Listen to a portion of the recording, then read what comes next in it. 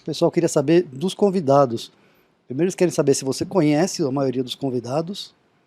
E depois ele queria saber que se as pessoas que você convida, se as pessoas que você convida, normalmente elas tendem a vir todas elas, ou se tem gente que se faz de difícil ou que não tem tempo para vir aqui acompanhar a nossa... Eu fiz um levantamento outro dia de curiosidade, e é mais ou menos metade, assim, metade das pessoas que vieram aqui eu não conhecia antes, Tá. Metade eu conhecia, muitos que eu conhecia eu já conhecia bem, né, você percebe pela maneira com que eu falo com os caras, brinco bastante, sacaneio e tudo mais. Metade eu não conhecia. Um dos motivos que eu acho que são legais para mim no podcast é isso, é conversar com pessoas que eu gosto, que eu admiro, ou que eu posso aprender, mas também conhecer gente nova.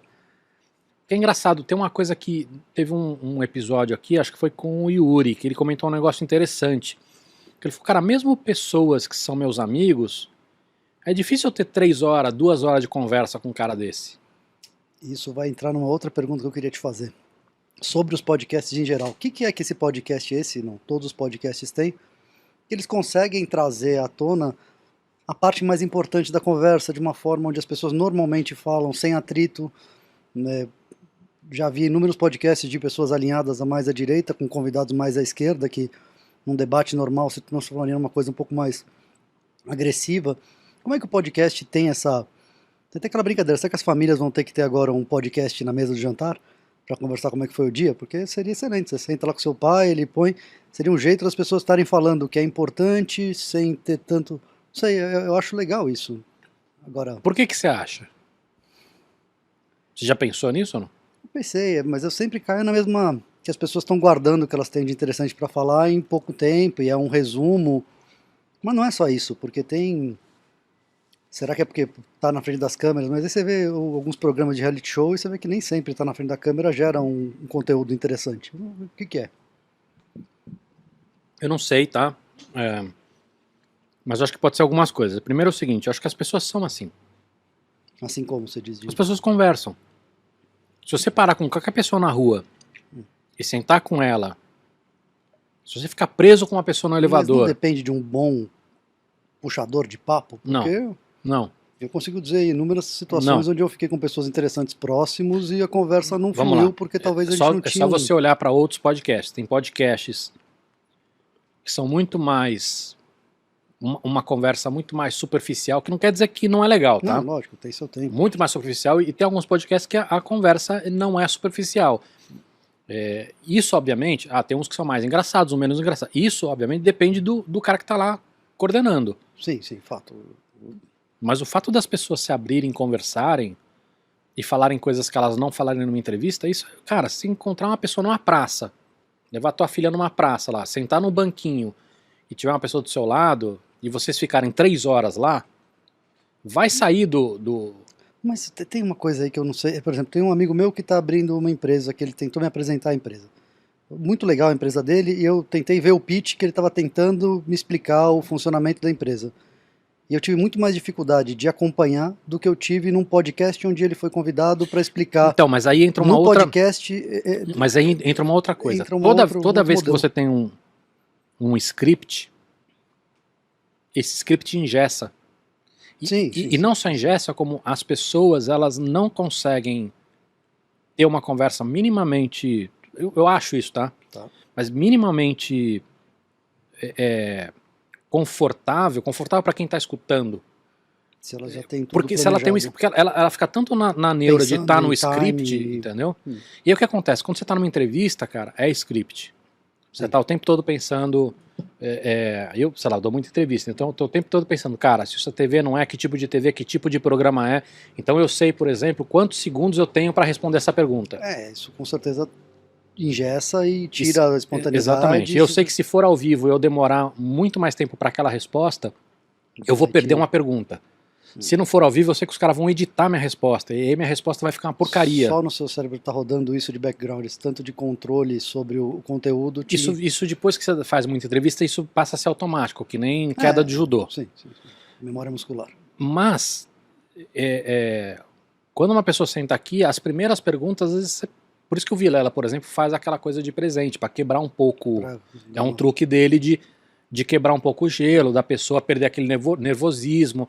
Ela já sabe na cabeça dela explicar o presente que ela vai dar, ela já pensou nisso, então quebra um pouco esse gelo, entendeu?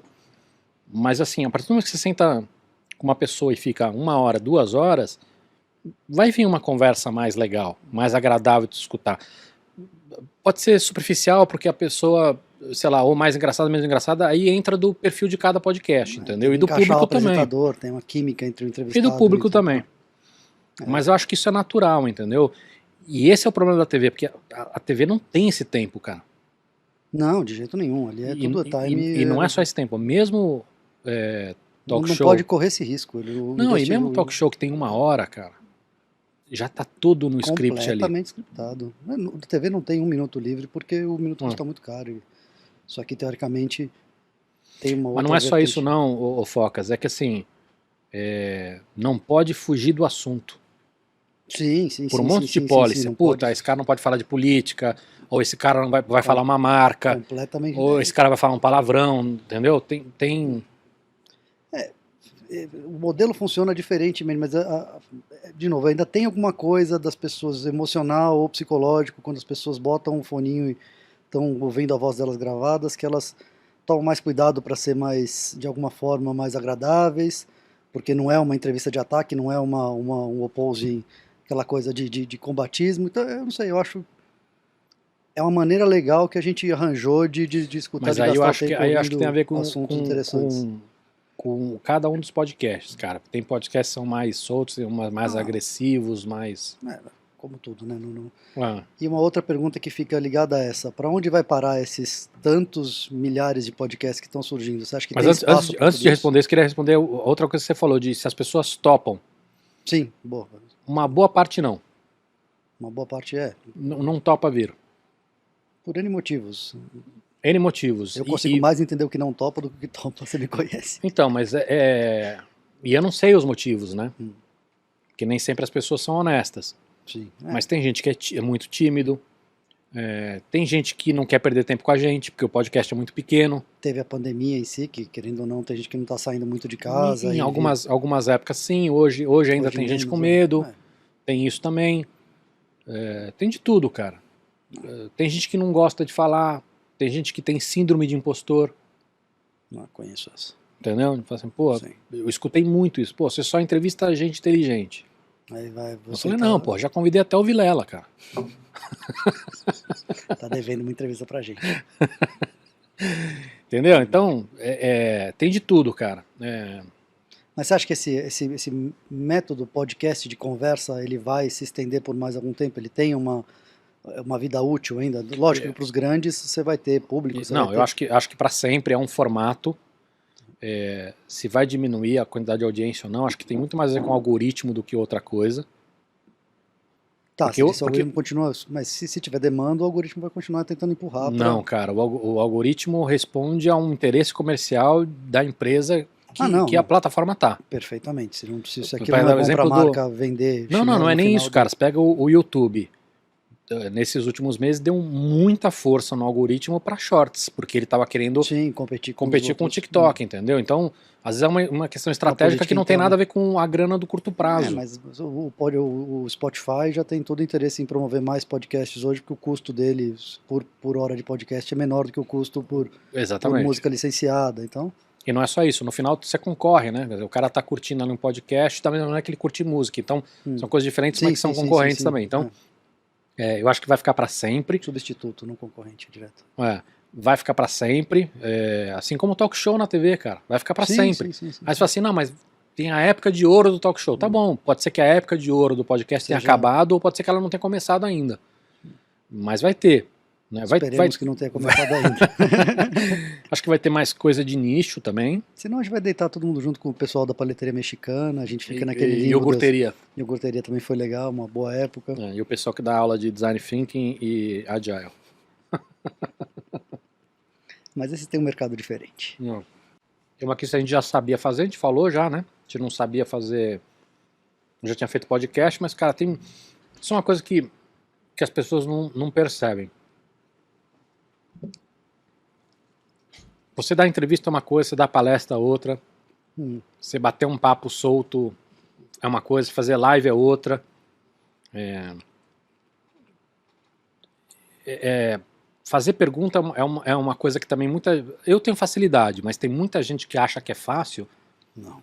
E é muito comum para você. Então me manda uma pergunta pro próximo convidado. As pessoas não conseguem fazer uma pergunta, cara. Não, toda vez que você me pede ajuda para formular pergunta, eu tenho dificuldade real, porque uma vez que o papo começa, consegue me vir várias ideias de coisas que são interessantes sobre o assunto, mas quando você pega, vai lá falar de astrobiologia, você tem que começar a repensar o que é que daquilo que pode responder algumas perguntas da sua vida, mas não é fácil, fazer pergunta não é nada fácil. Então assim, eu tô aprendendo ainda, cara. E acho que vou estar por um bom tempo, assim, tudo, assim, de lidar com convidado, enfim, tanto a parte técnica quanto conceitual. Eu acho que eu tô aprendendo ainda.